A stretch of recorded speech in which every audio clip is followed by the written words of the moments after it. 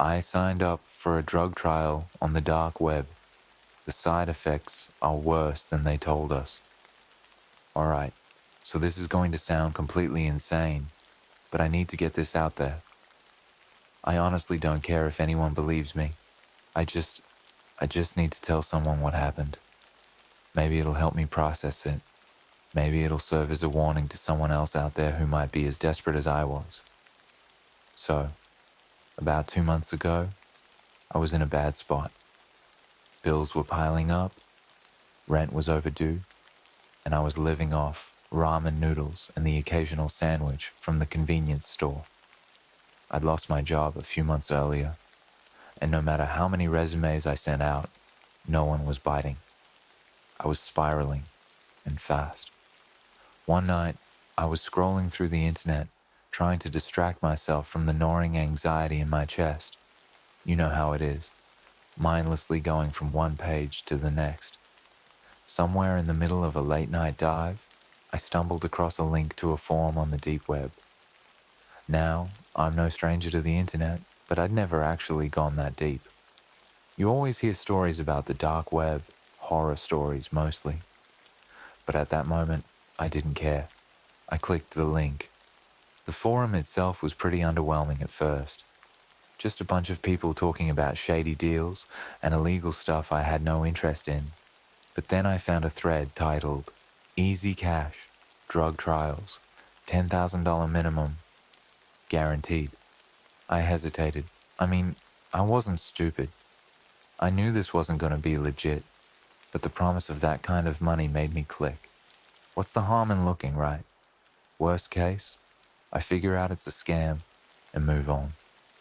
But the post was surprisingly professional. No red flags, no sketchy grammar, none of the telltale signs that scream scam. It claimed to be a pharmaceutical company, testing a new drug and offering cash for participants. The trial was completely anonymous.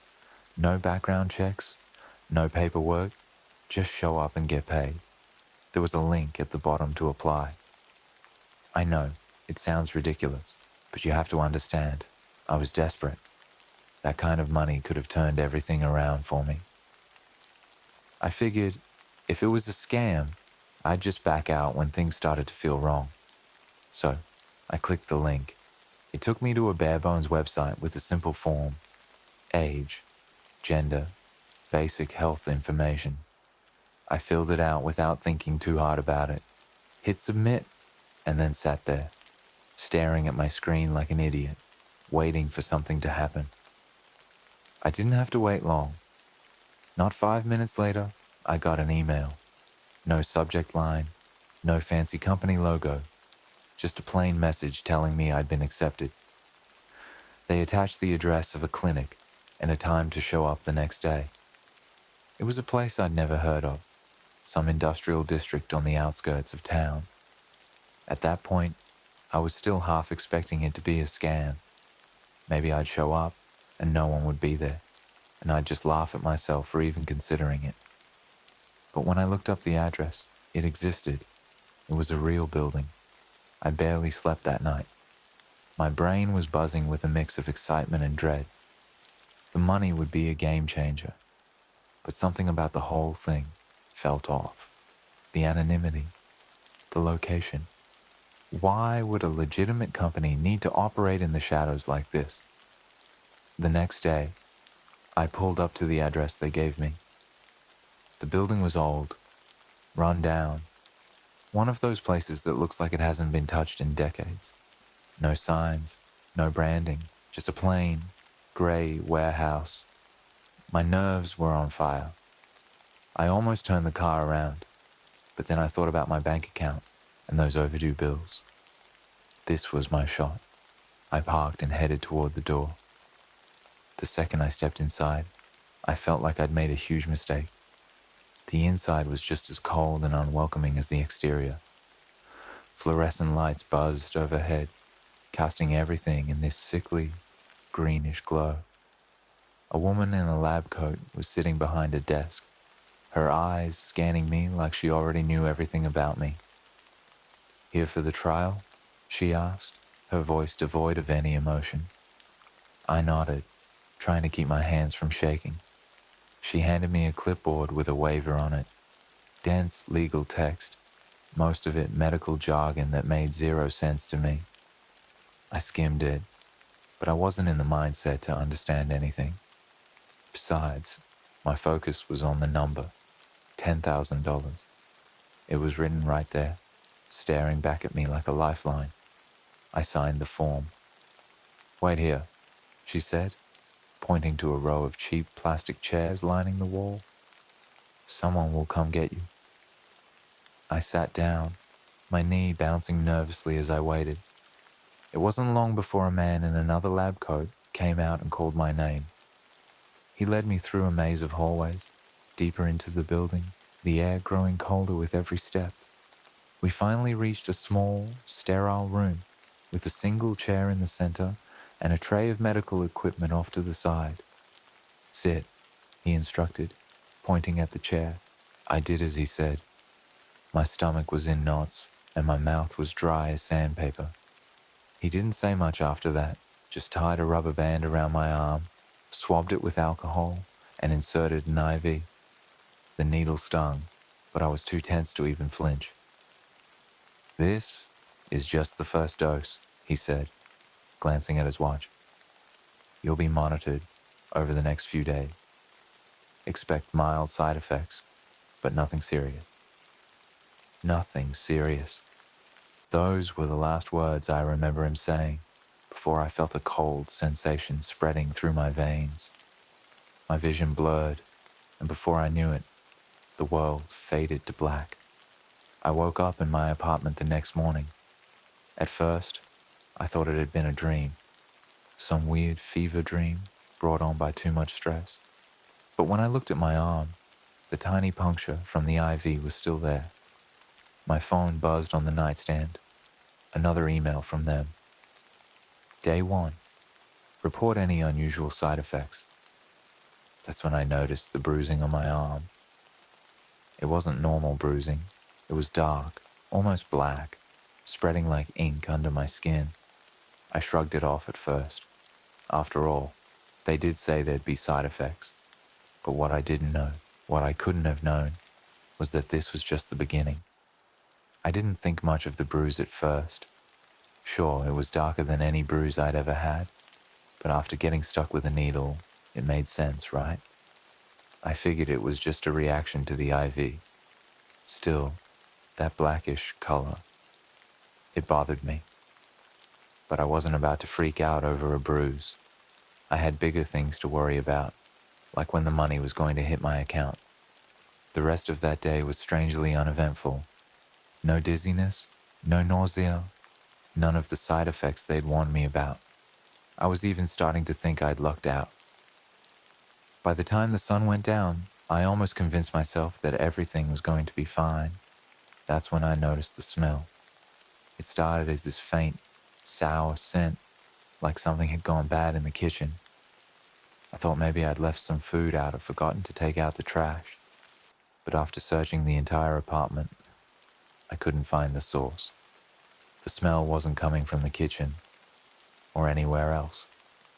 It was coming from me. I lifted my arm, sniffing my shirt, and nearly gagged. It was like the smell of rot, like something had died and was festering under my skin. I stripped off my clothes and rushed to the bathroom, half expecting to find some kind of infection where they'd stuck the IV. When I looked in the mirror, I froze. The bruise had spread. It wasn't just a small patch on my arm anymore.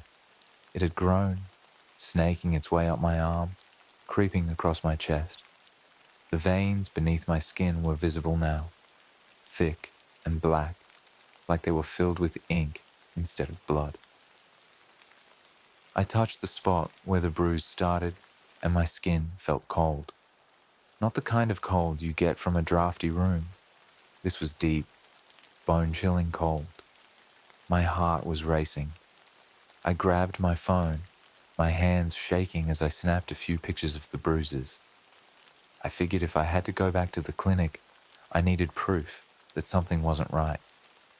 But before I could even think about leaving, my phone buzzed again. Another email from them. Day 2. Continue monitoring symptoms. Report if condition worsens. I stared at the message, my brain struggling to process it. Condition worsens? How much worse was this supposed to get? I debated whether I should go back to the warehouse, demand to know what the hell was happening. But something told me that showing up unannounced wasn't a good idea. I didn't trust them, not anymore.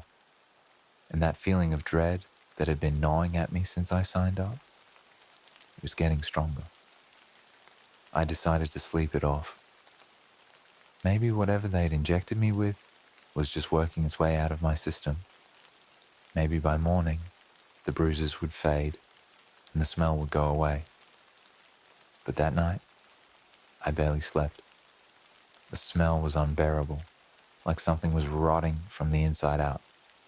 No matter how many showers I took or how hard I scrubbed, it clung to me, heavy and sickening.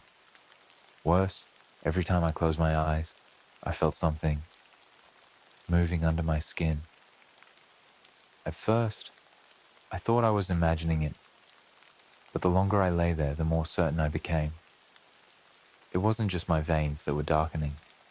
There was something alive under my skin, something writhing, pushing against the surface. I finally gave up on sleep around 3 a.m. and went back to the bathroom. Under the harsh light of the mirror, I saw the full extent of the damage. The black veins had spread across my entire chest and down my other arm, like a spider web of ink taking over my body.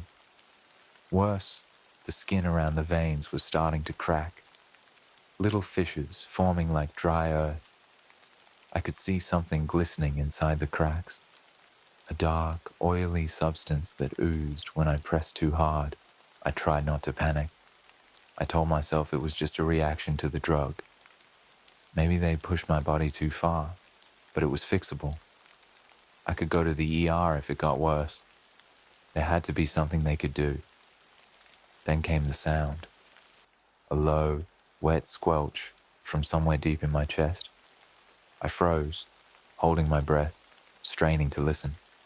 It wasn't my heart. It wasn't my stomach. It was something else. Something that shouldn't be there. I felt it again. That movement. But this time it was stronger. And it was spreading. My hands flew to my chest, fingers trembling as I felt the skin shift under my touch. It wasn't just a bruise anymore. Something was growing beneath the surface. Something alive. I backed away from the mirror, my mind racing. I needed help. I couldn't deal with this alone anymore. But before I could grab my phone to call someone, anyone, there was a knock at my door. My blood ran cold. No one knew I was here. No one. I stood there, frozen in place, staring at the door. The knock came again, this time louder, more insistent. "Who's there?" I called out, my voice cracking. No answer. Just another knock, harder this time. I crept to the door, peeking through the peephole. The hallway was empty. My phone buzzed in my hand. I looked down and saw another email from them. Day 2, we are monitoring your progress. Expect a visit. The moment I read it, the door handle turned. I stepped back, heart racing, as the door creaked open, and the hallway outside, still empty. But someone, was inside my apartment now. The door swung open slowly, creaking on its hinges, and I just stood there, frozen. The hallway outside was completely empty. I don't know what I was expecting. Some stranger standing there with a clipboard, maybe a doctor from the clinic. But no, nothing. Just the faint flicker of the old hallway lights and the distant hum of the city outside. But I felt it. I wasn't alone. The air in the apartment shifted, like the room had taken a deep breath, and for a second, it felt like the walls were closing in on me. My skin was crawling. That same deep, unsettling cold radiating through my chest, where the veins had started to twist and spread. And then I heard it, a wet, slithering sound. At first, I thought it was coming from the hallway, but no, it was inside. I backed away from the door, my heart pounding in my chest. The smell was stronger now.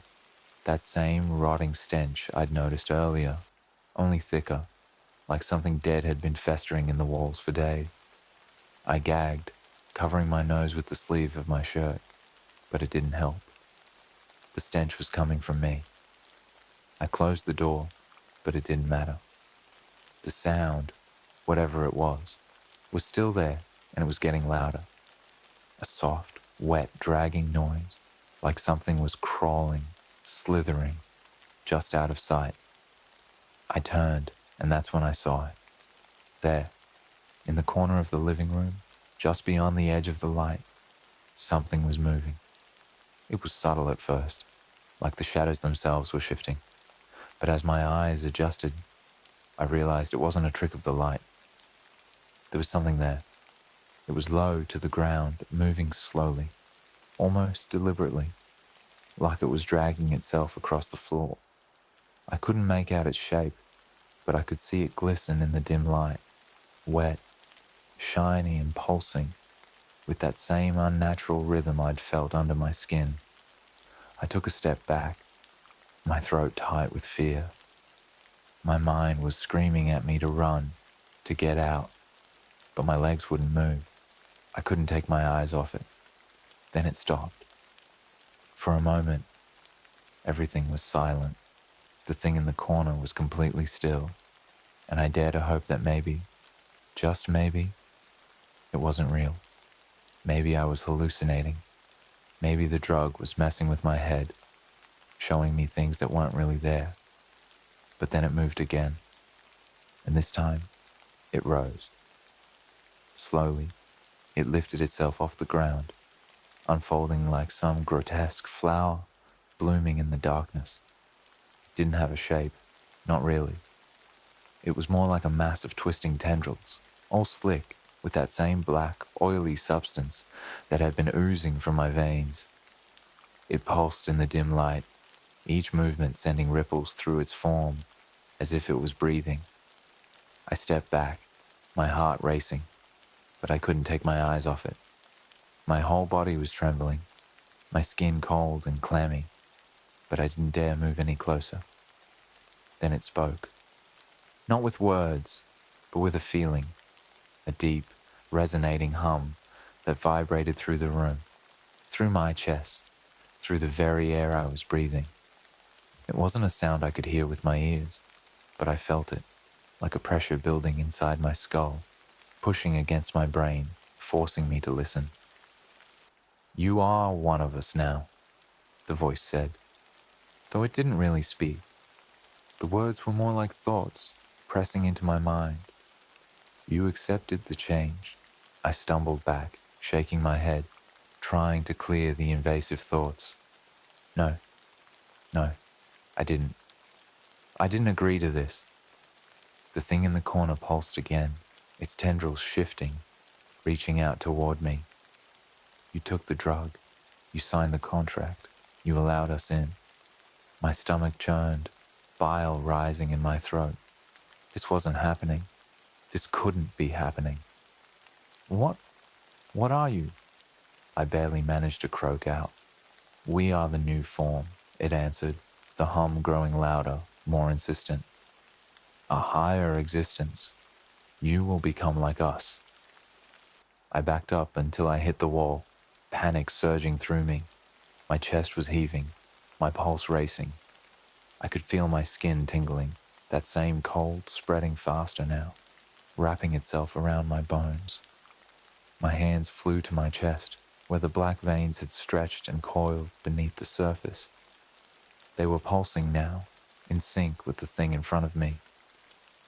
No, I don't want this," I shouted, my voice cracking with desperation. I never wanted this. The thing moved closer, its tendrils slithering across the floor, inching toward me. "It is not about what you want. The change is already happening. You cannot stop it." I couldn't breathe. My lungs felt tight, my chest constricted. I could feel something inside me, pushing, growing, just like the thing in front of me. My skin was stretching, the black veins spreading faster now, twisting up my neck, my arms, my legs. The cold was consuming me. I dropped to my knees, gasping for air. The thing loomed over me now, its form shifting and pulsing, tendrils reaching out to brush against my skin. Where they touched, my flesh burned, but not with fire, with cold, so deep it felt like it was freezing me from the inside out. You will become like us, the voice said again, the pressure in my skull growing unbearable. No, please, I whispered, tears streaming down my face.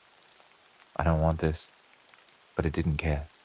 The tendrils wrapped around my arms, my legs, pulling me closer. My body convulsed, racked with pain as the thing merged with me, its cold seeping into my very bones. I screamed, but the sound was swallowed by the pulsing hum, by the thing that was becoming me. Then everything went dark. I don't know how long I was out. When I woke up, it was like crawling out of a deep, freezing pit. The air was thick, suffocating, and my body felt wrong. Not in pain exactly, but foreign. I opened my eyes, and everything was blurry at first, like I was seeing the world through a fog. I was still on the floor of my apartment, but the light had changed. It was darker, the shadows longer, stretching across the walls like claws. I could barely remember what had happened before I passed out, but the cold, pulsing sensation in my chest was still there, even stronger now. It was like something had burrowed deep inside me, and every beat of my heart sent ripples through my body. I tried to sit up, but my arms felt heavy, sluggish, like I was trying to move through water. When I finally managed to push myself up, I saw them, the veins. They had spread everywhere, black, oily tendrils coiled around my limbs, across my chest, even up my neck. They pulsed with each beat of my heart, like they were alive. I staggered to my feet, my body trembling. I could feel it under my skin, the coldness, the thing inside me, moving, growing. It wasn't just in my veins anymore. It had spread deeper, wrapping itself around my muscles, my bones, like it was trying to take control. I stumbled into the bathroom, my mind racing, and flicked on the light. The reflection staring back at me was unrecognizable. My skin had turned a sickly pale, almost gray, and the black veins twisted across every inch of me like some kind of grotesque web. My eyes, they were dark, nearly black, with just a sliver of white left around the edges. It was like I was becoming something else, something inhuman. I couldn't breathe. Panic clawed at my chest as I leaned over the sink, gasping for air. My mind was spiraling, racing through 1,000 thoughts, but none of them made sense. I needed help. I needed to stop this, whatever it was. But who could I even call? What could I say? That's when I saw it. In the mirror, just behind me, something moved. I whipped around, heart racing, but the room was empty. Nothing but the flickering light above, and the cold, sterile tiles. But I knew I wasn't alone. I could feel it. That same presence, the thing that had been in my apartment before. Only now, it wasn't outside of me. It was inside me. The humming began again. That low, vibrating frequency I had felt before. It rattled through my skull, shaking the walls of my mind. I clutched my head, trying to block it out, but it was too loud, too invasive. The thing, the voice, it was back. "We are becoming," it whispered, though it felt like it was speaking directly into my thoughts. "You cannot resist. You will become one of us." I screamed, slamming my fist into the mirror, shattering the glass. The shards fell into the sink, glittering under the dim light. My hand was bleeding, but I barely felt the pain. All I could feel was the cold, creeping deeper, spreading faster. I staggered out of the bathroom, clutching my chest. Every step felt heavier, like the thing inside me was weighing me down, controlling me. My legs were stiff, my muscles twitching uncontrollably. I was losing control of my own body. The room started spinning, and I collapsed onto the floor, gasping for air. The humming grew louder, almost deafening now, drowning out every thought, every emotion. My vision blurred, and for a moment, everything went dark again. When I opened my eyes, I wasn't alone. There were things in the room with me. They didn't have a solid shape, more like shadows, shifting and writhing in the corners, just out of reach. But I could feel them watching me, studying me. They were waiting, waiting for me to change. I tried to move, but my body wouldn't listen. It was like I was paralyzed, trapped inside my own skin. I could feel the cold, oily substance spreading through my veins, tightening around my muscles, fusing with me. I wasn't just infected, I was becoming something else. One of the shadows slithered closer, its form twisting and coiling like smoke. It didn't have eyes, but I knew it was looking at me, watching me. The humming in my head pulsed in time with its movements, like we were connected somehow, like it was a part of me now. "You're almost ready," the voice whispered, its tone almost soothing now, like it was trying to comfort me. "Soon, you will join us." I wanted to scream, to fight back, but I couldn't. My body was no longer mine to control. The shadows circled me, their forms shifting and pulsing in time with the rhythm of the humming. I could feel the change accelerating, my body warping, twisting into something unnatural. But then, something broke through the haze. A small, faint sound. My phone, buzzing on the floor next to me. I blinked, my vision clearing just enough to see it. A new message on the screen. With every ounce of strength I had left, I reached for the phone, my fingers barely able to grasp it. I swiped the screen, opening the message. It was from them, the ones who had started this. Day 3.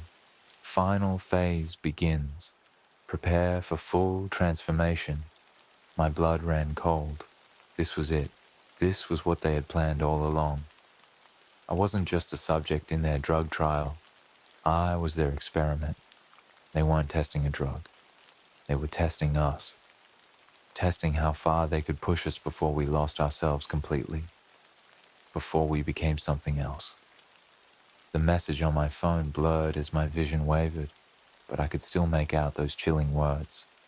Final phase begins. Prepare for full transformation. My heart pounded in my chest, each beat sending a jolt of icy fear through my veins. I tried to focus, tried to think, but the cold, the unnatural, creeping cold, was wrapping tighter around me, squeezing the life out of me, bit by bit. The shadows in the room, those slithering, shapeless things, were closing in. They seemed more solid now, more real, like they were gaining form the closer I came to whatever I was becoming. Their movements were slow, deliberate, like they had all the time in the world, like they knew I wasn't going anywhere. I was losing. I could feel it, the transformation. My skin was stretching, cracking like old leather, the black veins pulsing as though they had a life of their own. It wasn't just under my skin anymore. I could see something pushing, straining against the surface, trying to break through. My chest felt tight, as if something was clawing its way out from the inside, like my ribs were being pulled apart from within. I tried to scream, but all that came out was a low, guttural sound, almost inhuman. I was slipping away, my mind clouded with that ever-present hum, that voice whispering in the back of my thoughts. "You are almost complete. Just let go." let it happen. But something inside me, a small, desperate part, refused to let go. I stumbled forward, clawing at the walls, trying to ground myself in reality. I couldn't let them win. I couldn't become whatever they wanted me to be. I had to fight it. But how? The shadows were everywhere. The thing inside me was growing stronger by the second. And that voice, it was so loud now, drowning out my thoughts. I could barely think, barely breathe. I needed to get out. I needed to escape. But where would I go? The thing inside me wasn't something I could outrun. It was me. It was in my blood, in my mind, changing me from the inside out. No matter how far I ran, I couldn't leave this behind. Then, through the haze, I saw something, a glint of metal, just barely visible through the cracks in my vision. My kitchen, the drawer, the knife. The thought came to me like a bolt of lightning. It was insane. There was no way I could cut this thing out of me. But I was out of options, and the shadows were closing in, their forms twisting and coiling like smoke, waiting for the moment I would finally lose myself. I staggered into the kitchen, my legs barely supporting me. The pain was unbearable now, like my whole body was on fire, but at the same time frozen, every nerve screaming as the black veins spread further, faster. I collapsed against the counter, fumbling with the drawer, my hands trembling so badly I could barely grip the handle. When I finally pulled the knife out, it felt heavier than it should have, like the weight of what I was about to do was pressing down on me. I stared at it for a moment, my breath coming in ragged gasps. Could I really do this? The voice came again, stronger this time. You are ours now. There is no escape. I gripped the knife tighter. My body was no longer mine, but my mind was still holding on, clinging to that last thread of humanity. And I wasn't going to let it go. I raised the knife to my chest, where the black veins pulsed the strongest, where I could feel something moving, writhing just beneath the surface. My hand shook violently, and for a second, I thought I would drop the blade. But then, with a scream that tore through my throat, I plunged the knife into my chest. The pain was blinding, searing white-hot agony exploding through my body. I felt the blade cut through skin, muscle, and then something else. Something thick and wet. I dragged the knife down, opening a jagged line across my chest, and black, oily liquid poured out, spilling onto the floor, staining everything it touched. But it wasn't just blood. It was alive. The thing inside me, a mass of writhing tendrils, pulsing with that same sickening rhythm, was trying to escape. I could feel it pulling, twisting, trying to wriggle free from my body. I collapsed to the floor, the knife slipping from my hand as I screamed again. The pain, overwhelming, unbearable. The shadows in the room recoiled, shrinking back as the black liquid spread across the floor. I could hear them, hissing in frustration, in hunger. They were so close to getting what they wanted, but now something was wrong. I could feel them pulling away, retreating into the dark corners of the room. The thing inside me was weakening. I clawed at my chest, blood and black oil slicking my hands, and I pulled. I don't know how, but I reached inside, and I pulled. The tendrils resisted, writhing and twisting, but I kept pulling, dragging the thing out of me, piece by piece. It felt like tearing my soul apart, like ripping something vital out of my very core. But I didn't stop. I couldn't stop. Finally, with one last wrenching pull, I yanked the mass of black tendrils free, throwing it across the room. It hit the wall with a sickening splat, twitching and writhing on the floor, like some grotesque parasite torn from its host. For a moment, Everything was still. I lay there on the cold, bloody floor, gasping for breath, my body trembling with exhaustion. The shadows in the room had retreated, their presence gone. The thing I had pulled from my chest lay motionless in the corner, shrinking, collapsing in on itself, until it was nothing more than a smear of black on the wall. The humming in my head was gone. I don't know how long I stayed there, lying in a pool of my own blood, but eventually I got up. My chest was still a mess, a jagged wound oozing blood, but the cold was gone. The veins, the pulsing, they were fading. I was free. I staggered to the sink, rinsing the blood from my hands, trying to steady my breathing. My phone buzzed on the counter, and I glanced at the screen. Another message from them. Trial terminated. Subject non-viable. Do not attempt to contact us. I laughed, a bitter, broken sound. Non-viable. That's what I was to them, just an experiment, just a number. But I was alive, and I had survived. The shadows were gone, but I knew, deep down, that they were still out there, waiting for their next subject, waiting for the next desperate soul to take the bait. And I knew that no one would believe me.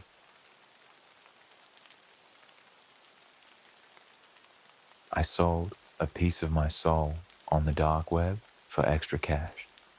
Now, something else is living inside me. I'll be the first to admit it. Life wasn't exactly going great. I was drowning in bills, behind on rent, and every single day felt like I was sinking a little further into this bottomless pit of debt and stress. So, when I stumbled upon an offer on the dark web that seemed weird but easy, I didn't really think twice. Desperation makes you do stupid things. I've always heard the stories about people selling their souls for fame or fortune, but I didn't believe in any of that. I figured it was all metaphorical, like selling your time, your energy, or your integrity, not something real. But that night, I came across a forum thread titled Soul Fragment Trade. Earn big for small sacrifice. It was so vague, but that's what pulled me in. I was tired, exhausted from working 2 jobs that barely covered my expenses. I needed something to change, fast, and this post was just sitting there, promising a quick, easy payout. It read like some kind of fantasy novel, offering substantial financial compensation in exchange for a non-essential fragment of my soul. It sounded ridiculous, but at the bottom of the post was a number. No name, no details. Just a message that said, contact us when you're ready. I don't know what came over me. Maybe it was the stress, or maybe part of me wanted to believe in something more, something that would take me out of this miserable grind. So I sent a message. Honestly, I half expected a scam, or maybe someone trying to get my bank details. I didn't expect what came next. A reply. Almost immediately. The response was brief. It asked for my name, a method of payment, and an address to send a contract. The word contract should have been my second red flag, but I ignored it. I gave them my info, figured they couldn't scam me if they didn't have my credit card details, right? Then I waited. 2 days later, a package arrived at my door. No return address, no branding. Just a plain, brown envelope. I opened it up, and inside was a single sheet of paper, old and yellowed, with weird symbols along the edges. The contract was short, just a few lines explaining that by signing, I'd be agreeing to sell a small, non-essential portion of my soul in exchange for $10,000. Simple. I don't know how to explain it, but something about holding that piece of paper felt wrong. Like the air around me got heavier and the room seemed smaller. My hands started to shake and my instincts were screaming at me to tear the thing up, throw it away, and forget about it. But the number, $10,000, kept flashing in my head. That's all I could think about. So I signed it. I know, I know. It sounds insane. And it was insane. But at that moment, I was tired of struggling. I scribbled my name at the bottom, sealed the envelope, and mailed it back to the address they provided. Honestly, I didn't think anything would happen. But the very next day, the money was in my account. Exactly $10,000. No emails, no messages. Just a transaction marked payment received. I couldn't believe it. Part of me wondered if I'd just signed up for something terrible. But hey, the money was real, and that's all I cared about. I used it to pay off a few credit cards, finally covered rent, and even bought myself some stuff I'd been putting off for months. For a while, everything felt normal. I almost forgot about the whole thing. Almost. But then things started to change. It began small, little stuff I could explain away. I'd feel this weird pressure in my chest sometimes, like my heart was working too hard, but it would pass after a few minutes. I'd wake up in the middle of the night, drenched in sweat, with no memory of what I'd been dreaming about, but I figured it was stress. And then I started hearing the voice. At first, I thought it was my imagination, just a faint whisper in the back of my head, like a distant echo that I couldn't quite make out. It was easy to ignore at first, especially when I was busy with work or out with friends. But the more I tried to push it away, the louder it became. It didn't say words, at least not in the way you or I would speak, but it felt like something was trying to communicate. It was subtle, almost like a suggestion. I'd get this strange urge to do things I wouldn't normally do. For example, I hate coffee. Always have. But one morning, I woke up with this overwhelming need for it. Like, I couldn't start my day without it. So I brewed a cup, and I drank it. It tasted bitter and gross. But the whole time, that whisper was in the back of my mind, like it was approving. Other times, I'd be walking down the street, and I'd feel the urge to turn down some random alley I'd never noticed before. Sometimes, I'd end up in places I couldn't explain. Small, dimly lit shops, or old run-down buildings that didn't seem to exist when I tried to go back later. But the worst part was when I started losing time. At first, it was just an hour here or there. I'd be sitting at my desk, working, and then suddenly I'd look up, and 2 hours would have passed, and I wouldn't remember what I'd been doing. It was like my brain had just checked out. But then it started happening more often, and for longer stretches. I'd wake up in strange places, not knowing how I got there. Once, I found myself standing in the middle of a park at night, staring up at the sky. Another time, I woke up on a bench in a part of town I'd never been to before. My hands were shaking, and I felt drained, like something had been pulling the energy out of me. The voice wasn't just a whisper anymore. It was louder now, more insistent. It wasn't words exactly, but it wanted something from me. And the more I ignored it, the more I tried to push it away, the worse it got. Something else was inside me, and it wasn't going to stay quiet for long. The worst thing about this whole situation is how it sneaks up on you. At first, you tell yourself it's all in your head. You convince yourself that the weird stuff can be explained. Stress, overwork, maybe even exhaustion. That's what I kept telling myself anyway. But when things started to spiral, I couldn't lie to myself anymore. The day I realized something was seriously wrong, I was in the middle of a grocery store. It was a normal afternoon. Just me grabbing some basics. Eggs, milk, stuff for dinner. The store wasn't crowded, and everything was just ordinary. Until it wasn't.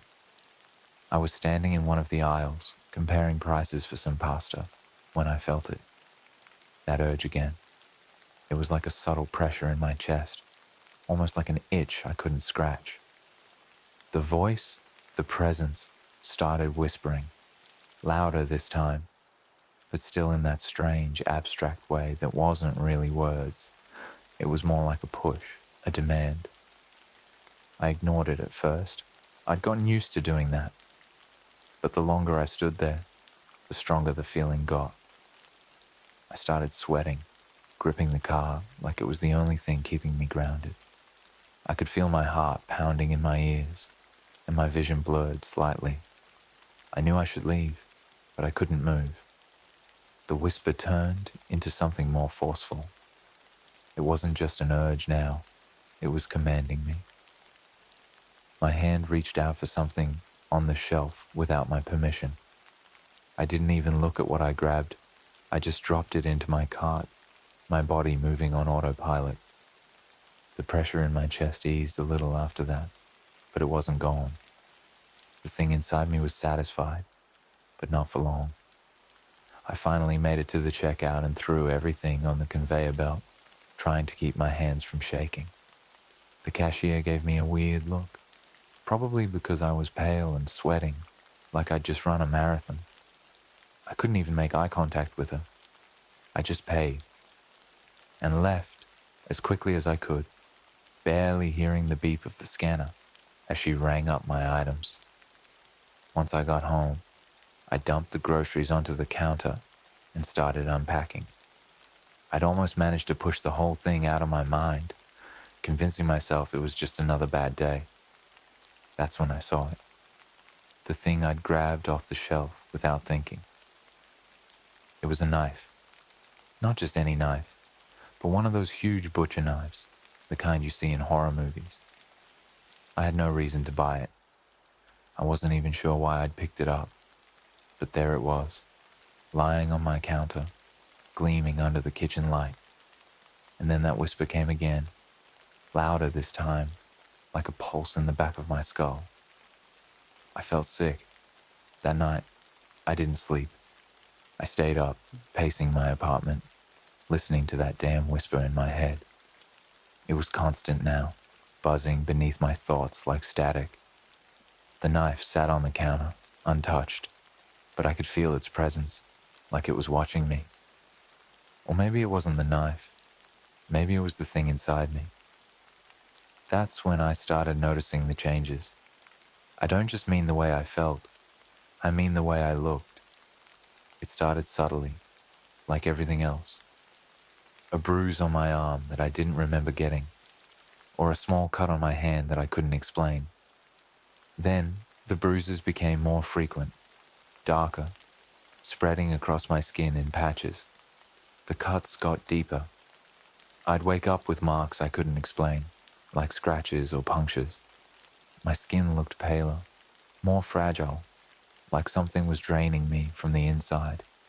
And the voice, the presence, it felt stronger, more in control. The weirdest part? No one else seemed to notice. I'd go to work, interact with people, and nothing. Not a single person asked if I was okay. Even when I looked like I'd been through hell, nobody commented. It was like I was invisible, like the world had decided I didn't matter anymore. But I wasn't invisible to it. One night, after another long stretch of insomnia, I made the mistake of looking in the mirror. I don't know what I was expecting. Maybe I thought I'd look tired, worn out, like usual. But what I saw staring back at me wasn't me, not entirely. My reflection moved, but not in sync with my body. It was subtle at first, just a slight delay in the way it blinked or shifted. But the longer I stared, the more I realized that my reflection had a life of its own. I blinked, and it didn't. I raised my hand to my face, and it hesitated before mimicking the motion.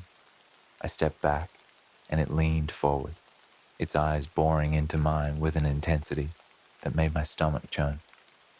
Then it smiled. I didn't smile, but my reflection did. And it wasn't my smile. It was something twisted, something wrong. The skin around my mouth stretched too wide, and my teeth looked sharper, more jagged. My reflection's eyes darkened, turning almost black, and the whisper in my head grew louder, almost deafening. I stumbled back from the mirror, my heart racing.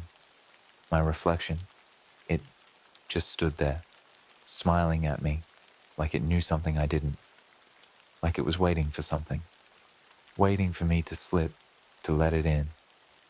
I turned away, trying to shake the image from my mind, but I couldn't escape it. That twisted smile, those dark eyes, they were burned into my brain. I couldn't look in the mirror again. I didn't want to see it. I didn't want to face what was happening to me. But deep down, I knew. I had sold something I couldn't get back. And now, something else was in control. Things escalated after the mirror incident.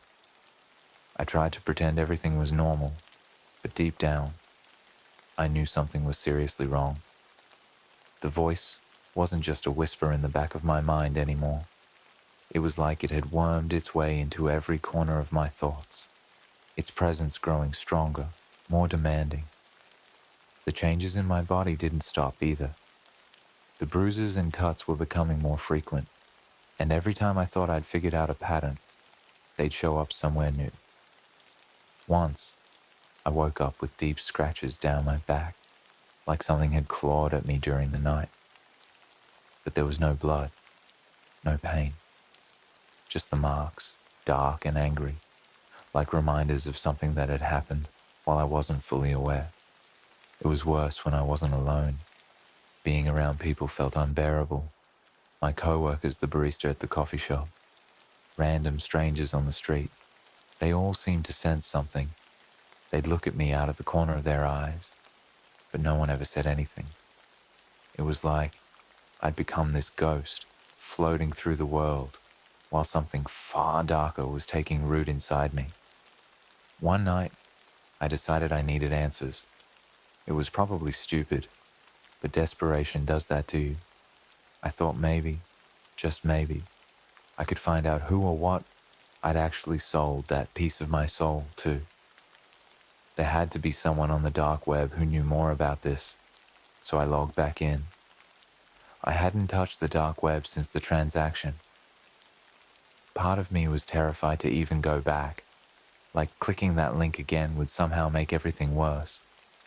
But the voice, it was encouraging me now, urging me to dig deeper, to uncover the truth. It didn't feel like my own decision. It felt like after some searching, I found the original forum where I'd first seen the Soul Trade post. The thread was gone, of course, but there were other similar discussions. People talking about strange contracts, harmless exchanges for cash, and the aftermath. The more I read, the more I realized that I wasn't alone. There were others, people like me, who had sold fragments of themselves for quick cash or some other benefit. But their stories always ended the same way. Things going missing in their lives, not just physical objects, but memories, pieces of their identity. And worse, some described hearing a voice, an intruder in their mind, like a parasite. One post stood out. It was from someone who claimed to have been involved in these soul trades for years, acting as a broker for those desperate enough to sell. Their comment was chilling. What you sell isn't just a piece of your soul, it's an invitation. And once you let something in, it's almost impossible to get it out. The last part stuck with me. Almost impossible. I tried messaging the user hoping for some kind of advice, but their account had been deactivated. Of course it had. It was like they'd dropped that bombshell and vanished into thin air. I was back to square one. Except now I knew that whatever had gotten inside me wasn't going to leave without a fight. That night, things took a turn for the worse. I was lying in bed, staring at the ceiling, when I felt it again, that pressure in my chest. But this time it wasn't just an urge. It was like something was physically trying to take control. My limbs felt heavy, like they weren't mine anymore. The whisper in my head had turned into a roar, a chaotic jumble of thoughts that weren't my own. I tried to sit up, but I couldn't. My body wouldn't respond. My arms stayed limp at my sides, my legs frozen in place, as if I was being held down by some invisible force. The air in the room grew thick, suffocating, and I could feel something crawling beneath my skin, like it was writhing, trying to break free. I couldn't scream. My throat was tight, and my mouth refused to move. The only thing I could do was stare at the ceiling while the pressure inside me built to a breaking point. My vision started to blur, dark spots dancing in the corners of my eyes. Then I saw it. The shadows in my room shifted, bending in ways they shouldn't have. One of them detached itself from the corner of the room, sliding along the walls like ink spreading across paper. It moved slowly, deliberately, creeping towards the foot of my bed. I wanted to shut my eyes, but I couldn't. My body refused to obey. The shadow stopped at the edge of the bed, and that's when I saw it clearly. A figure, human-shaped but wrong. Its outline was blurry, like it was made of smoke, but its eyes, those were real. Two pinpoints of light, glowing faintly in the darkness, staring straight at me. The presence inside me surged, and suddenly I could hear the voice again, clear as day. But this time, it wasn't just in my head. It was coming from the figure. "You let me in," it whispered, its voice low and raspy like wind through dead leaves. "Now, I'm here to stay."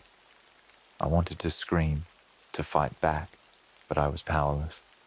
The figure leaned closer, its eyes burning into mine, and I felt the pressure in my chest intensify. It wasn't just a presence anymore. It was something trying to consume me, to take over completely. "You sold yourself," it hissed, its voice filling the room. "And now I own what's mine." My vision flickered, the room spinning around me, and I felt myself slipping away. My thoughts weren't my own anymore. My mind was a jumbled mess, memories mixing with foreign ones that didn't belong to me. I could feel myself fading, being pushed into the background while it took control. And then, just as suddenly as it had started, the pressure eased. I gasped for breath, my body finally responding as I bolted upright in bed. The room was still, the shadow figure gone, but the air felt heavy, like it hadn't really left. My hands were trembling, and I could feel cold sweat running down my face. I stumbled to the bathroom, desperate to escape the suffocating weight of my bedroom. I splashed water on my face, trying to steady my breathing, but when I looked in the mirror, I froze. It was me, but it wasn't.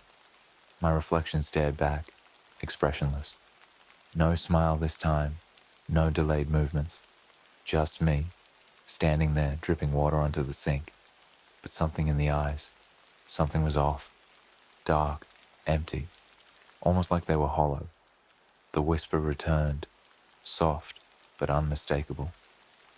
"I'm here now, and I'm not leaving." I backed away from the mirror, my heart hammering in my chest. I didn't know what was happening to me, but one thing was clear. I wasn't alone in my body anymore. I didn't leave my apartment for the next few days. I couldn't. I was too afraid that if I did, whatever had wormed its way inside me would take control, and I wouldn't be able to stop it. The voice had gotten louder, more insistent, and it didn't leave me alone for a single second. It didn't care if I was awake or asleep. It was always there, whispering, pushing, waiting for the right moment to take over again.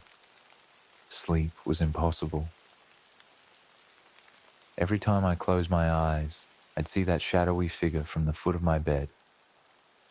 And when I did manage to doze off, I woke up in strange places. I'd find myself standing in the kitchen, staring out the window, or pacing the hallway with no memory of how I'd gotten there.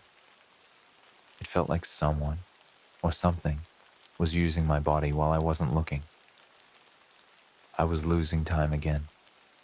Entire hours would disappear, and when I finally came back to myself, I'd be somewhere new, holding things I didn't recognize. I'd wake up clutching objects, an old photograph of people I'd never seen before, or a pocket knife with initials carved into the handle that weren't mine. I'd find myself standing in front of the mirror, staring into my own eyes, but the longer I looked, the less it felt like me looking back. And the worst part, I started hearing my own voice when I wasn't speaking. It happened one night when I was trying to calm down after another blackout. I was sitting on my couch, mind racing, trying to piece together the missing hours. My head was pounding, my vision blurring at the edges, when I heard it, my own voice, faint but unmistakable, coming from the other room. "Why are you fighting me?" I froze. The voice was calm, steady, but it wasn't me. I hadn't spoken. My throat tightened as I slowly stood up, heart pounding so loud I could barely hear anything else. I wasn't imagining it. Someone, or something, was using my voice. I took a step toward the hallway, but my legs felt like lead, my body fighting every movement. The air was thick with something I couldn't explain, like walking through molasses. And then I heard it again, closer this time, just behind me. We could be so much more. I spun around, half expecting to see someone standing there, but there was nothing, just the empty room, dark and still. My breath came in ragged gasps as I backed away, but the voice continued, taunting me from the shadows. "You let me in. You wanted this." My head felt like it was going to split in two. The voice wasn't just coming from the hallway anymore. It was in my head, echoing louder and louder, drowning out my own thoughts. My hands clenched into fists, nails digging into my palms as I tried to block it out, but there was no blocking it out. "Stop fighting," it whispered, almost tenderly now, like it was trying to soothe me. "I can make it easier. I can take the pain away." I stumbled back, collapsing onto the couch, pressing my hands against my temples, as if I could physically push the voice out. But it just laughed, a low, quiet chuckle, the kind that makes your skin crawl, because you know it's not meant to be comforting. And that's when I realized something. The voice, the presence, it wasn't just inside me, it was becoming me. The blackouts were getting longer. The voice was gaining control, taking over for hours at a time, while I was trapped in some kind of fog, watching from the sidelines as it used my body. It wasn't a separate entity anymore. It was merging with me, piece by piece, like a parasite devouring its host from the inside out. I didn't know how much longer I could hold on. That's when I got the idea to revisit the contract. I hadn't even thought about it since I'd signed it. It was like a distant memory, something I'd done in a moment of desperation and foolishness. But maybe, just maybe, there was something in there, some kind of loophole, or way to undo what I'd agreed to. I searched through the clutter of my apartment, tossing aside papers and books, until I found it, that old, yellowed sheet of paper with the strange symbols scrawled around the edges. It looked older than I remembered, more faded, like it had been sitting in some forgotten corner for centuries. I spread it out on the table, my eyes scanning the lines of text. The contract was brief, just a few sentences outlining the exchange. A non-essential fragment of my soul for $10,000. But as I read it again, I noticed something I hadn't before. There was a final line, written in smaller text, almost hidden by the symbols. "This transaction is non-refundable, but the debt can be transferred." My stomach twisted as the meaning sank in. The voice, the thing inside me, it wasn't planning to stay forever. It was using me as a vessel, a temporary host until it could find someone else. And then Then it would leave me, hollowed out, an empty shell. I stared at the contract, the weight of the words pressing down on me. It wanted me to give in, to stop resisting, so it could move on to someone new. Someone else would have to carry this burden, this curse. I was just the middleman. The voice was quiet now, watching, waiting for me to make the decision. You can be free, it whispered softly, almost like it was trying to convince me. All you have to do is let go. Let me take over, just for a little while longer. And then you can walk away. My hands trembled as I looked down at the contract. I could pass this on to someone else. I could get my life back. The thought was tempting, terrifyingly so. But who would it go to? Who would I condemn to this nightmare? The voice didn't care. It just wanted me to give in, to let it do what it was planning from the beginning. And for a split second, I considered it.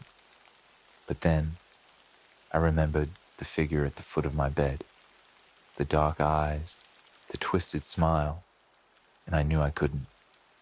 I couldn't do that to anyone else. I needed to find another way. But time was running out. I spent the next few days desperately searching for answers. There had to be something I could do, some way to stop whatever was inside me from taking over. Every time I closed my eyes, I could feel it there, just beneath the surface, waiting for me to slip. The voice was quieter now, more patient, like it knew I was running out of options. I barely slept, barely ate. I couldn't. The moments of control were getting shorter, and each time I came back to myself, I found more gaps, more strange things that weren't there before. Handwritten notes I didn't remember writing, objects I didn't recognize scattered around my apartment, and worst of all, recordings on my phone of me speaking, except it wasn't me. The voice on the recordings was colder, emotionless, reciting things in a language I couldn't understand. Each time I listened, it felt like I was slipping further away from who I was. I wasn't just losing control, I was being erased. Then, one night, everything fell apart. I had been going over the contract again, searching for anything I might have missed. The line about transferring the debt was still there, taunting me.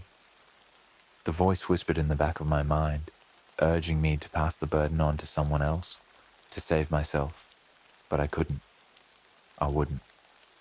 That's when the blackout started happening, while I was awake. I was sitting at my kitchen table, staring at the contract, when my vision blurred. The world around me shifted, and suddenly, I wasn't in my apartment anymore. I was standing in the middle of a dark street, the cold air biting at my skin. I had no idea how I'd gotten there, but I was holding something in my hand, a piece of paper folded neatly. My heart pounded as I unfolded it, my hands trembling. It was another contract, a new one.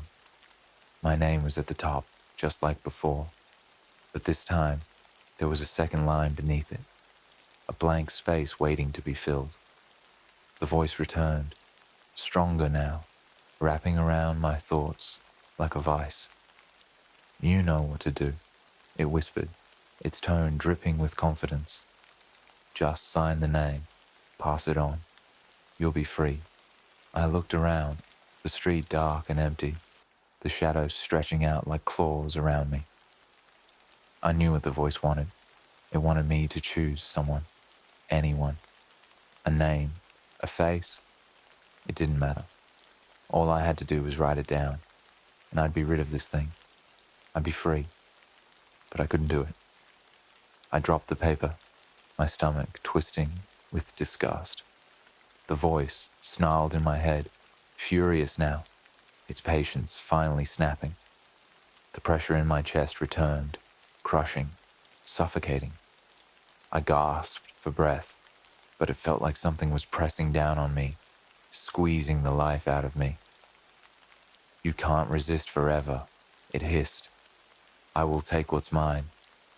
I stumbled back, my vision going dark again, and before I knew it, I was back in my apartment, the contract still spread out on the table in front of me. I collapsed into the chair, my hands shaking, the whisper of the voice still echoing in my skull. It wasn't going to wait any longer. It was going to take over, completely. I didn't have much time left. In a last-ditch effort, I reached out to the only person I thought might understand. There was an old contact from the forum, a user who had posted about escaping a similar situation. I hadn't spoken to them before, but I sent them a message anyway, begging for help. Hours passed. No reply. I could feel the presence inside me growing stronger, like it was waiting for me to give up. The clock was ticking. And then, just when I was about to lose hope, my phone buzzed. A message. There's a ritual, but it's dangerous. If you want to survive, you have to fight. They sent a list of instructions. Vague, cryptic, but it was something. It involved candles, salt, and a mirror. Classic stuff, but I wasn't in a position to argue. I followed the steps, carefully arranging everything in the center of my apartment, drawing the symbols on the floor like they said. When everything was ready, I stood in front of the mirror, clutching the contract in one hand and a candle in the other. The air felt thick, heavy, like the room itself was watching me. The voice was louder now, furious, screaming in my head, trying to stop me. You won't win, it growled. You're mine. But I didn't listen. I lit the candle, letting the flame flicker in the dim light, and recited the words the contact had sent me.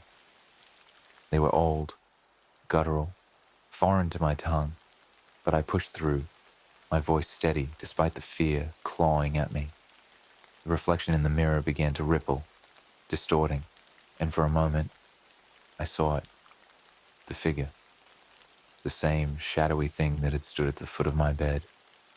Its hollow eyes stared back at me, and its mouth twisted into that awful grin. You can't get rid of me, it snarled, its voice echoing in the room.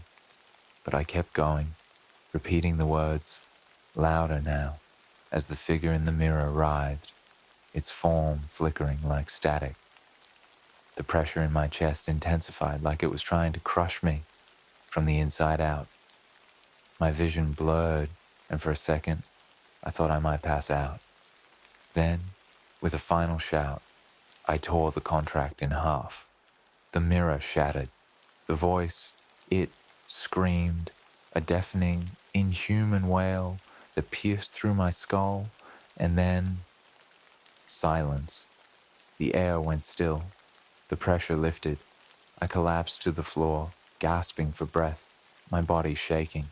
The shattered pieces of the mirror glistened on the floor, the candle's flame still flickering weakly. I glanced around, half expecting the shadowy figure to reappear, but there was nothing, just the quiet. For the first time in weeks, the voice was gone. I don't know how long I sat there, trying to wrap my head around what had just happened. But eventually I stood up, my body aching, and looked down at the torn contract. The words had faded, the symbols barely visible now.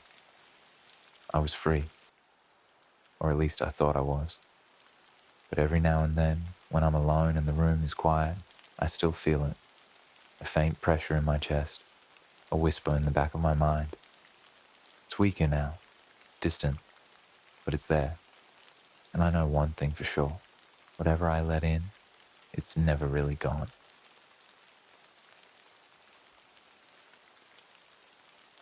I was hired to test a new dating app on the dark web.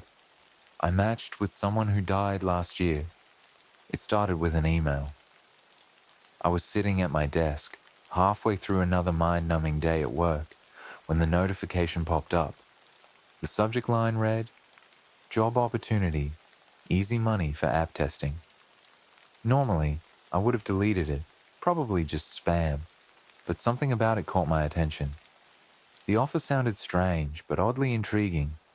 Plus, I needed the extra cash. I clicked the email and scanned the message. It was brief and vague, but the gist was simple.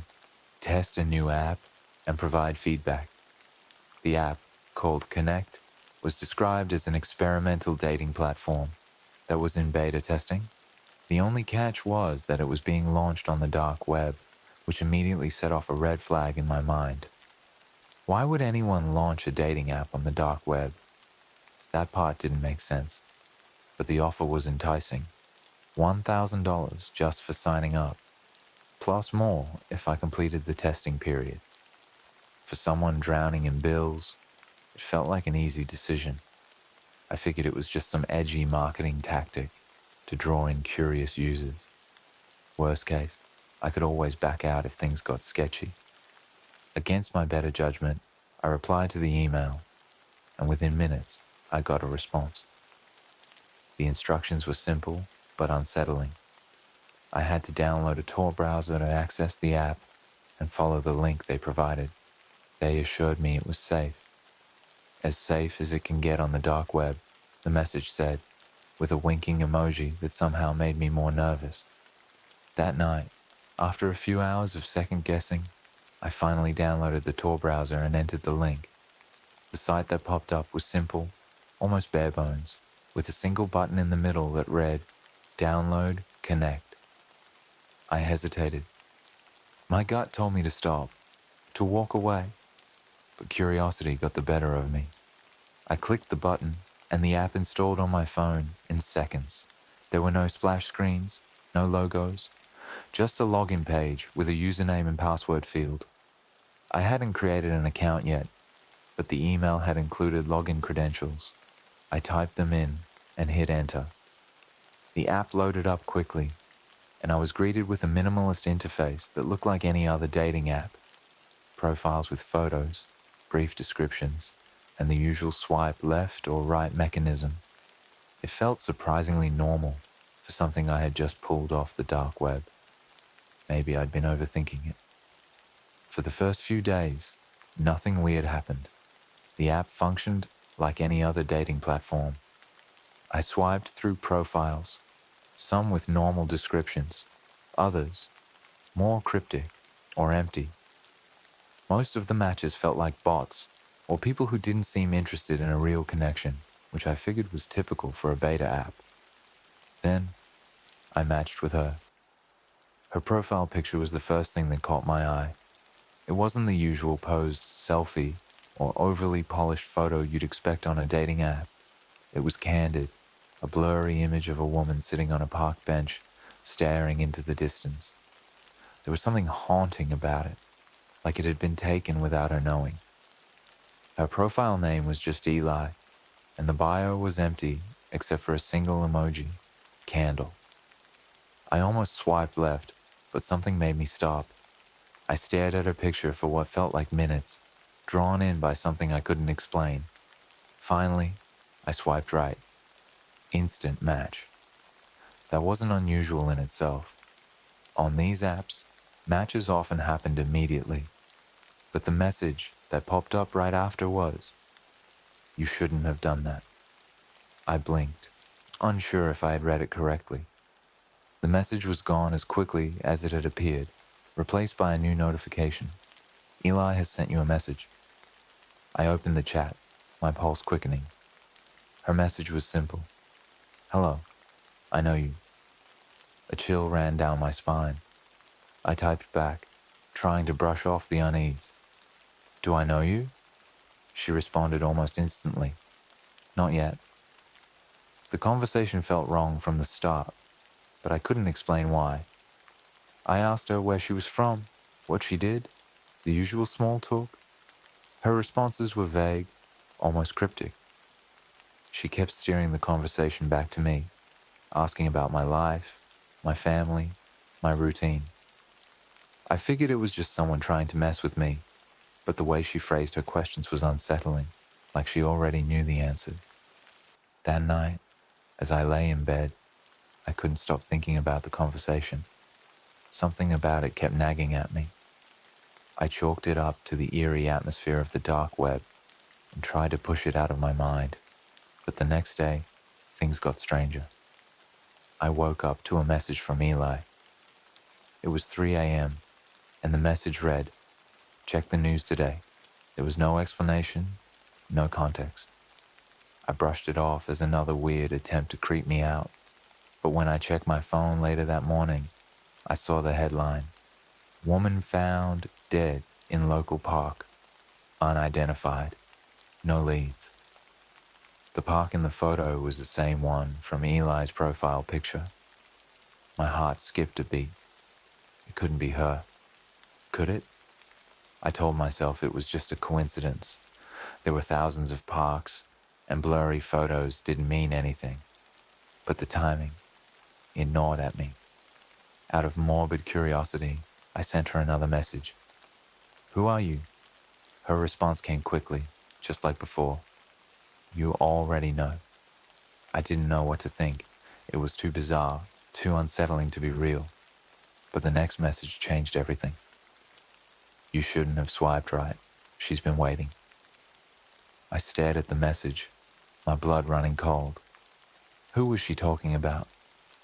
The profile picture? The woman on the bench? Was that the woman from the news? How could she have known about the article before it even broke? That night, I couldn't sleep.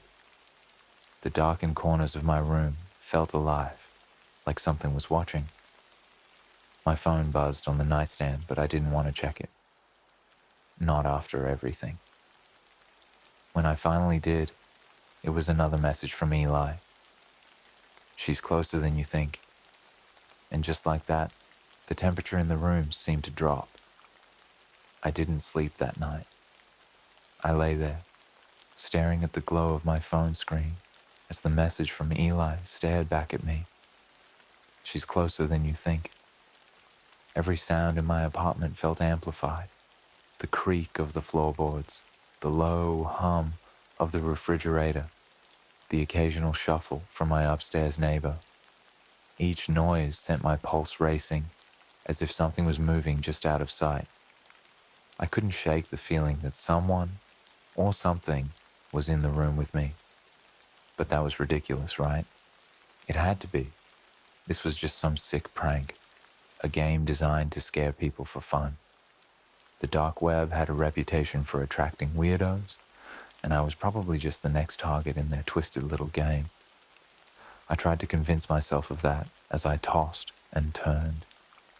But the words of her last message, "She's closer than you think," clung to me, refusing to let go. The next morning, I woke up, groggy and irritable. It was still early, the weak light of dawn creeping through my blinds. The unease from the night before hadn't faded, and my apartment felt off. Too quiet, too still. I grabbed my phone, half expecting another message from Eli, but there was nothing. No notifications. For a moment, I felt a strange sense of relief. Maybe it had all been in my head. Maybe I had just worked myself up over nothing. But as I scrolled through my messages, something caught my eye.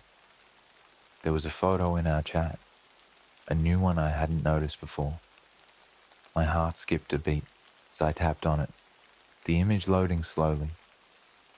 When it finally appeared on my screen, my blood ran cold. It was a picture of me. I was sitting at my desk, my back to the camera, my computer screen glowing softly in the dim light. The photo had been taken from inside my apartment. Someone had been standing behind me, watching me. My stomach churned as I stared at the image, my mind racing to figure out how this could have happened. I lived alone. My door had been locked all night. There was no way someone could have gotten in without me noticing. I jumped up from my bed, frantically checking the apartment. The door was still locked, the windows sealed shut. Nothing was out of place. But that only made it worse. How could someone have taken that photo without me hearing them, without me feeling them behind me? I sat back down, trying to steady my shaking hands as I opened the app again. I sent Eli a message, my fingers trembling as I typed. "Who took that photo?" Her reply came almost instantly. "She did. My heart pounded in my chest. This had to be a joke, some elaborate prank. But there was something in the way Eli responded, something so certain that made it impossible to shake the feeling that this was more than just a game. I sent another message, my hands sweating as I typed. "Who is she?" Again, the response was immediate. "She's the one you swiped right on. She's been waiting for someone to notice her." I stared at the screen, my mind spinning. That didn't make any sense. The woman in the profile picture, Eli, was just a blurry image on a dating app. She wasn't real, but the more I thought about it, the more I couldn't ignore the timing of everything. The news article, the photo, the messages. It was all connected. I had to know more. I did a quick search online, trying to find out if there had been any updates about the woman found in the park. And there it was, an article with her photo, the same blurry image from Eli's profile. Her name had finally been released. Eliana Carter, 26 years old. She had been missing for almost a year before her body was found in the park just days ago. My stomach twisted. I was sure now. Eli wasn't just a random profile. She was a dead woman. I closed my laptop, my pulse racing, trying to make sense of everything. How had I matched with her? How was she sending me messages? And more importantly, what did she want? I wasn't sure what to do, so I sent another message to Eli. "What do you want from me?" For a long time, there was no reply.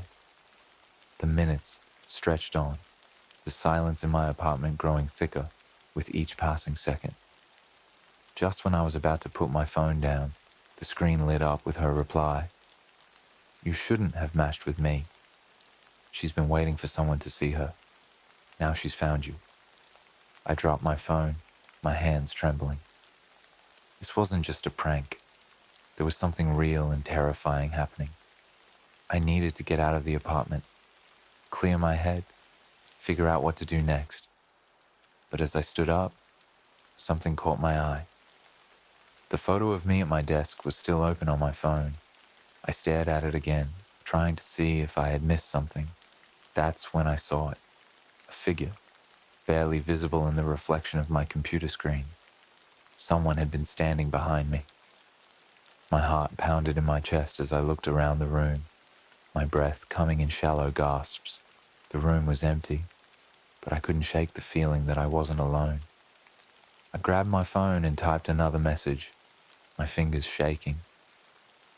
"Is she here?" This time the reply took longer. Long enough for me to feel the weight of the silence pressing in around me. Finally, my phone buzzed with a single word.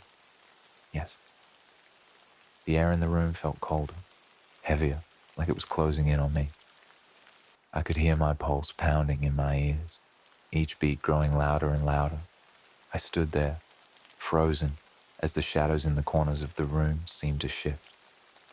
And then, from somewhere behind me, I heard it. A soft, quiet breath. That breath. It was so faint, but it cut through the silence like a knife. The hairs on the back of my neck stood on end. I didn't move. I couldn't. I stood frozen, my eyes locked on my phone screen, the word "yes" burning in my mind. She was here. She was in the room with me. But I didn't want to believe it. I refused to turn around. Instead, I forced myself to focus on my phone, typing another message to Eli, my fingers trembling so badly I could barely hit the keys. "What does she want?" The response came quicker than I expected, and it was worse than anything I could have imagined. "She wants to take back what she lost." My heart pounded in my chest. What had she lost? I hadn't taken anything from her. I was just some random guy who got caught up in this bizarre nightmare. But before I could type another message, the breath came again, closer this time, like someone was standing right behind me. I swallowed hard, my throat dry. Every instinct told me to run, but my legs felt like they were made of lead. I took a slow, shallow breath, forcing myself to think. Maybe, just maybe, if I didn't acknowledge her, she'd leave. Maybe this was all some twisted illusion, a trick of my mind brought on by lack of sleep and too many hours spent on the dark web. But then, I heard something that shattered that fragile hope. A soft, creaking sound, barely audible, but unmistakable. It was the sound of my bedroom door, slowly opening. I hadn't moved. I hadn't touched the door. I turned my head just slightly, enough to see the edge of the door frame in my peripheral vision. The door was now open, the darkness beyond it seeming to pulse, alive with an unseen presence. My heart raced faster, my chest tightening with fear. I forced myself to move, stepping back slowly, keeping my eyes on the door as I reached for the nearest light switch. The overhead light flickered on, casting a harsh, artificial glow across the room. The shadows receded, but the door was still open, wide now, revealing the hallway beyond. Empty, as far as I could see, but I knew she was there. I could feel her. I swallowed the rising panic and quickly typed out another message. What did she lose? The reply was immediate, and my stomach dropped as I read it. Her life. I couldn't breathe. My pulse thudded in my ears, louder than ever. It wasn't just a coincidence. The woman from the news, the one found dead in the park, Eliana Carter, was somehow connected to this, to me. And now, she wanted something from me. The breath came again, softer this time, but closer, like it was right next to my ear.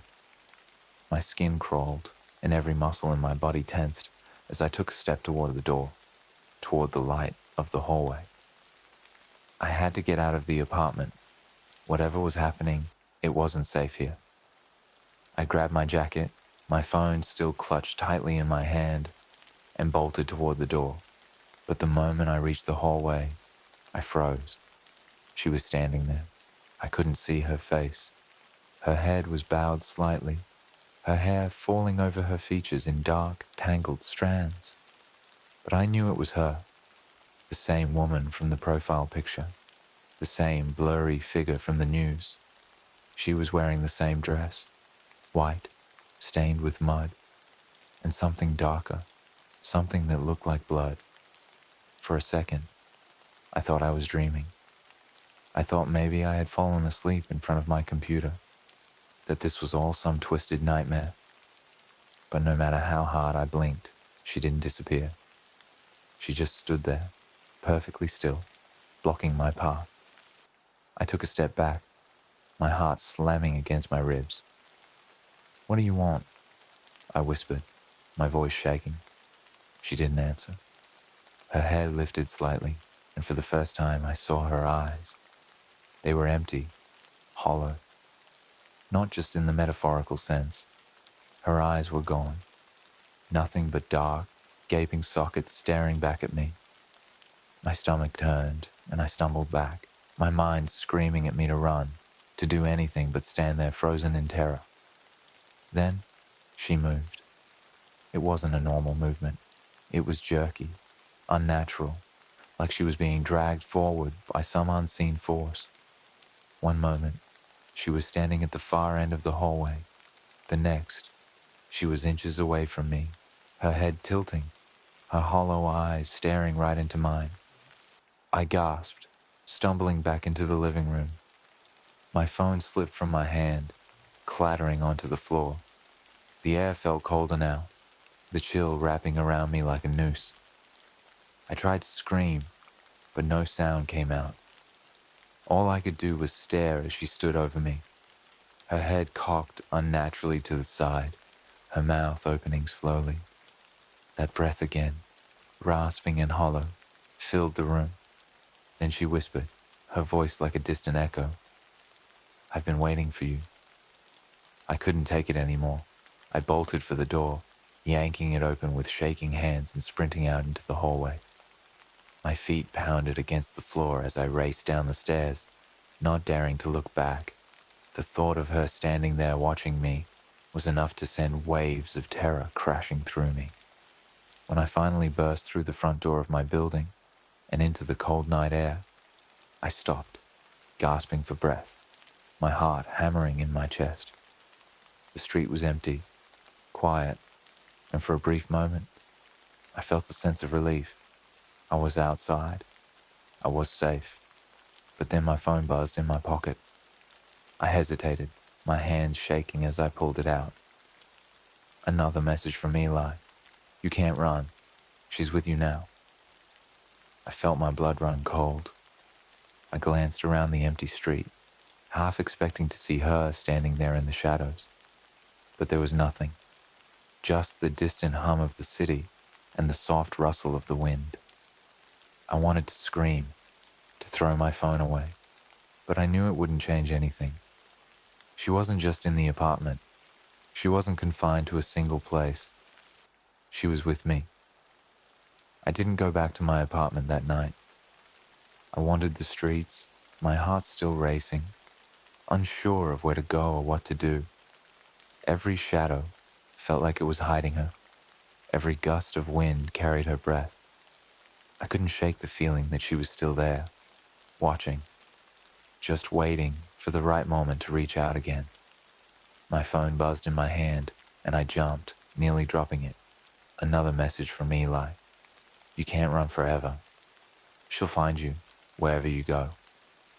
I wanted to throw the phone as far away as possible, but instead, I shut it off and shoved it deep into my pocket.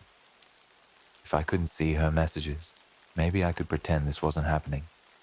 Maybe I could convince myself that I was losing my mind, that none of this was real. But no matter how hard I tried, the memory of her, those hollow, empty eyes, kept coming back. This wasn't a hallucination. I found a small 24-hour diner a few blocks away, the kind of place that felt like a relic from another time. It was empty, except for the bored waitress behind the counter, flipping through a magazine. I walked in, feeling the warmth of the diner wash over me, but it didn't comfort me. Nothing could shake that cold, suffocating presence that seemed to cling to me, even here. I sat down at a booth in the back, my hands trembling as I clutched the cup of coffee the waitress brought me. The warmth of the cup felt almost foreign, like I hadn't been warm in days. I stared out the window, my reflection faint in the glass, half expecting to see her standing behind me. But there was nothing. Just the empty street, the dim glow of streetlights flickering in the distance. I couldn't stop thinking about what Eli had said, that I couldn't run, that she'd find me no matter where I went. The thought was terrifying, but there was something else that bothered me even more. Why me? Why had she singled me out? I had no connection to Eliana Carter, no reason for her to be targeting me. So why had I matched with her on that app? Why had she come for me? I needed answers. Against my better judgment, I pulled my phone out again, turning it back on. The screen lit up with a flurry of notifications, missed calls, text messages, and of course, more messages from Eli. My thumb hovered over the app, debating whether I should open it, but I knew that I couldn't avoid it forever. I opened the app. The chat with Eli was still there, and I scrolled through the messages, trying to piece together what had happened. My heart raced as I saw her last message again. "You can't run. She's with you now." I hesitated for a moment, then sent a message. "Why me? Why did you pick me?" The response came almost instantly, as though Eli had been waiting for me to ask. It wasn't random. She'd been searching for someone to take her place. My stomach twisted. Her place? What did that mean? I sent another message, my fingers trembling as I typed. "What do you mean, take her place?" The response was slower this time, as if Eli was choosing her words carefully. "She died too soon. She didn't get to finish living. Now she needs someone to finish it for her. I stared at the screen, trying to make sense of what she was saying.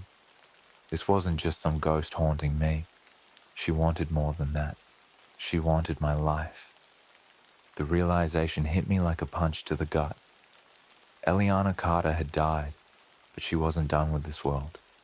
And now, she was trying to take my place in it. I had to stop this. I couldn't let her take over my life, whatever that meant. But how? How do you fight something you can't even see? Something that's already with you, everywhere you go? I didn't know what to do. I sent one last desperate message. How do I stop her? This time, the response was immediate. You can't. The words hit me like a slap to the face. I stared at the screen, my breath catching in my throat. There had to be a way out of this. There had to be something I could do. But the more I thought about it, the more hopeless it seemed. The bell above the diner door jingled, and I looked up, half expecting to see her walking in.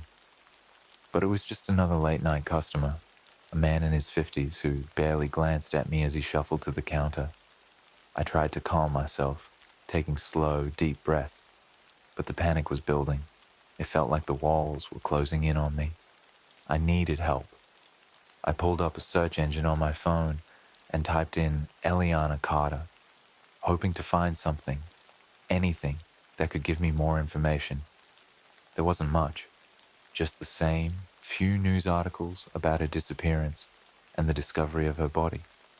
But then I found something else, a blog post from someone who had known her, a friend by the looks of it. The post was dated a year ago, right around the time she had gone missing. The friend talked about how Eliana had been acting strange in the weeks leading up to her disappearance. She had become obsessed with some new dating app, one she wouldn't stop talking about. According to her friend, Eliana had said that she had matched with someone special, someone who had changed her life. The post didn't mention the app by name, but it didn't have to. I knew exactly which app she was talking about. Connect. My hands trembled as I scrolled through the post, reading every word. It was all there. The strange behavior, the obsession with the app, and finally, her disappearance. Eliana had been pulled into the same nightmare that I was now trapped in.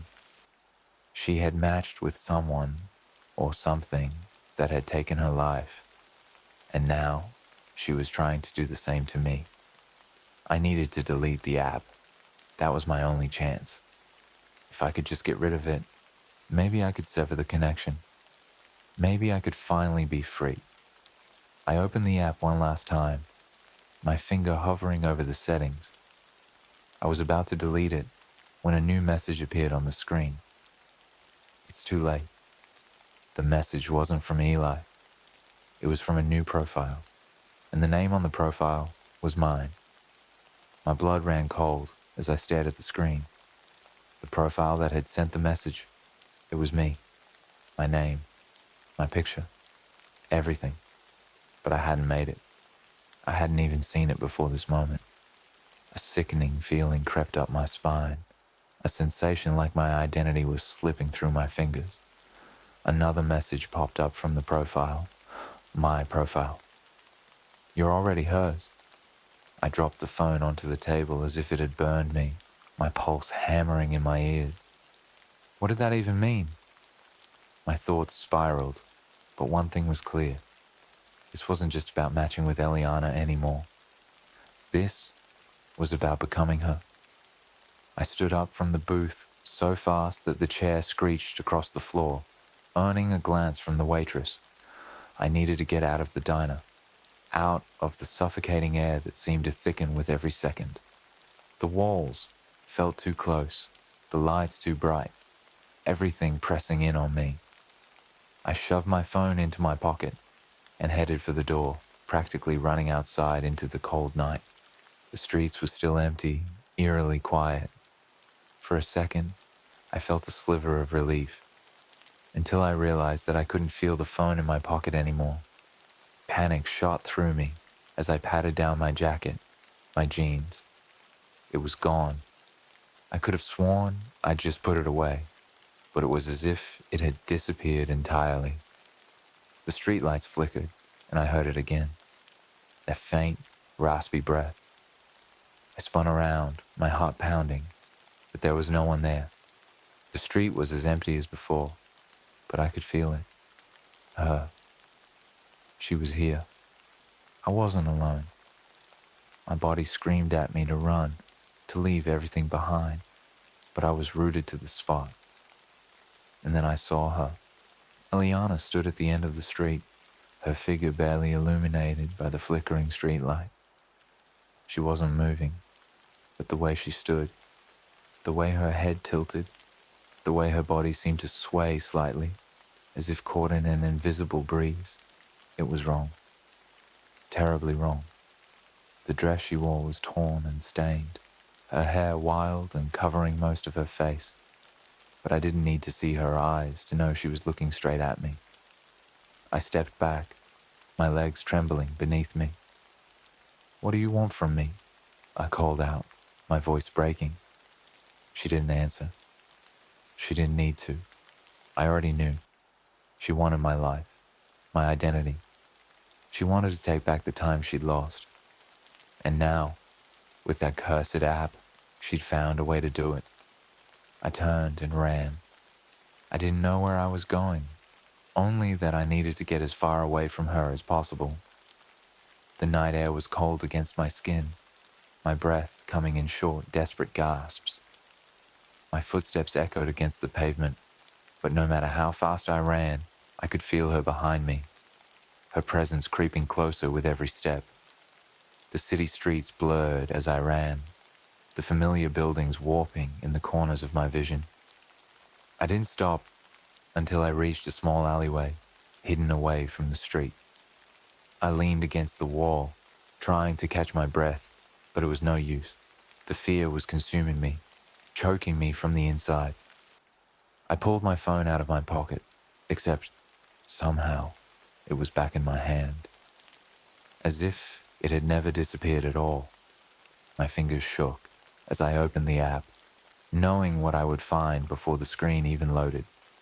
The profile with my name was still there.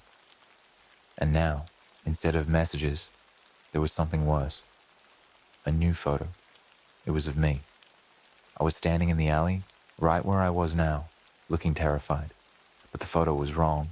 My face, my eyes, there was nothing there.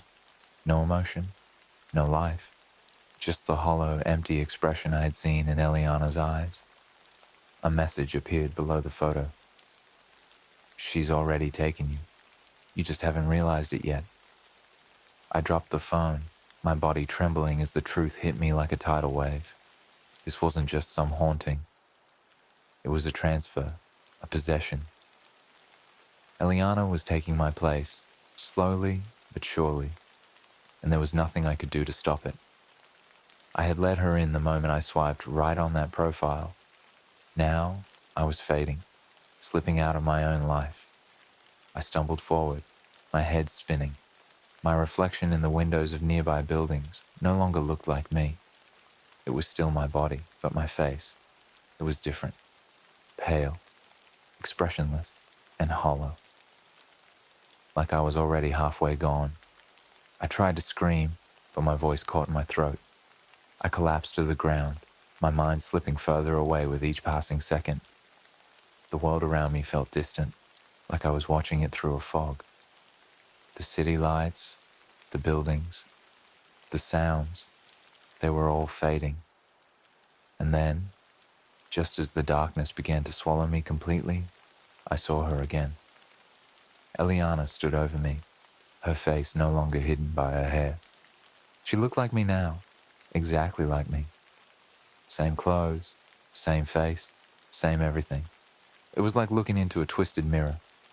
She leaned down, her hollow eyes locking onto mine. Her lips parted into a smile. "You're free now," she whispered.